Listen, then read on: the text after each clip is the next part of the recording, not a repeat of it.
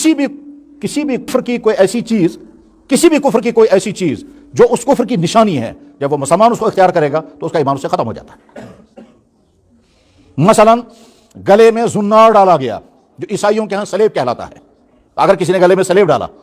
सलेब डालने की वजह से आदमी ईमान खारिज हो जाएगा। इसी तरह से पेशानी पर टीका किया तो आदमी ईमान से खारिज हो जाएगा। इसी तरह से मूर्ति के सामने मालाएं डाली गई तो आदमी ईमान से खारिज हो जाएगा। इसी तरह से भजन गाए गए और वो जुमले जुबान से बोले गए जो कुफ्र के जुमले हैं तो आदमी ईमान से खारिज हो जाता है। इसी तरह से ऐसी हरकतें की गई जो हरकतें बुत परस्ती की बुनियाद पर की जाती हैं और ये ईमान वाले ने वो हरकतें की हैं, या वो कलाम पढ़ा जो कुफ्र की बुनियाद पर पढ़ा जाता है और आदमी ने मुसलमान होकर के वो कलाम पढ़ा है तो आदमी ईमान से खारिज हो जाता है, ईमान उसका खत्म हो जाता है। इस नुक्ते को सामने रख करके गौर किया जाए, वो हमारे स्कूल, जिन स्कूलों के अंदर बच्चों को वो प्रायर पढ़ाए जाते हैं जिन प्रायरों में खुल्लम खुल्ला कुफ्र है और शिरक है, तो यकीनन वो उस्ताद जो पढ़ाने वाला है अगर वो ईमान वाला है, वो बच्चे जो पढ़ने वाले हैं अगर वो ईमान वाले हैं, तो इन कुफ्र के प्रायरों को पढ़ने के नतीजे में उनका ईमान खत्म हो जाता है। इसी के साथ साथ जैसे हम वो जुमले जुबान से नहीं बोल सकते जिन जुमलों की वजह से खुल्लम खुल्ला कुफ्र होगा, इसी तरह से वो हरकतें नहीं कर सकते जिनकी वजह से कुफ्र होगा, उन जगहों पर भी नहीं जा सकते जिन जगहों पर जाने से कुफ्र होगा, चाहे वो दूसरी कौमों के इबादत खाने हों, चाहे वो दूसरे कौमों का मजहबी त्यौहार हों, चाहे हत्ता कि हमारी किताबों में यहां तक लिखा हुआ है कि एक कौम जो एक खास दिन में पूरे बदन को रंगती है, अगर ईमान वाले ने खुशी के साथ वो रंगवा लिया, इसका ईमान खत्म हो जाता है।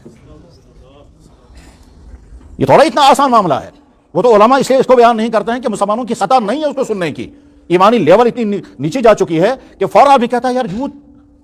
हकीकत सुरहाल यही है। तमाम वो चीजें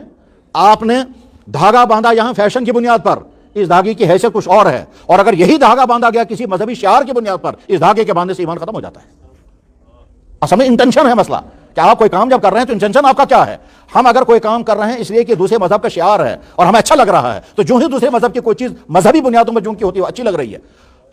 मुझे याद है कि मुफ्तियों के सामने सवाल आता है, वो मुसलमान जो गैर मुस्लिम सोसाइटियों में बसते हैं, वो मुसलमान गैर मुस्लिम सोसाइटियों में रहने की वजह से तरह तरह के मसाइल उनके सामने रहते हैं। मसलन किसी गैर मुस्लिम की वफात हो गई, अब वो कहते हैं कि जी हम इन आखिरी रसूमात में शिरकत कर सकते हैं या नहीं, हमें क्या क्या करना है। अगर हम कहें कि अगर इस्लाम कहेगा किसी चीज में शिरकत मत करो, किसी चीज शिरकत मत करो, तो रहना उन्हीं के साथ है, बिजनेस उन्हीं के साथ करना है, काम उन्हीं के साथ करना है, लेन देन उन्हीं के साथ है, सोसाइटी उनकी वही है, तो गोया मुकम्मल कट भी नहीं सकते हैं। और अगर कहेंगे सब कुछ करो तो उनका ईमान ही खत्म हो जाएगा, तो वहां दर्जाबंदी की जाती है, आप ये काम भी कर सकते हैं, आप ये काम भी कर सकते हैं, ये काम नहीं कर सकते। आप उनकी ताज़ियत कर सकते हैं,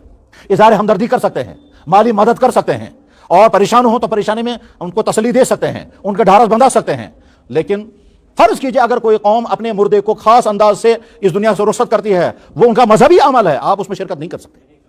क्यों? इसलिए कि वो तो आपका ही, आपने तो उनकी चीज पसंद कर ली। जहां तक हमारा मजहब हमें इजाजत देगा बस वहां तक हम आपके साथ हैं, और जहां से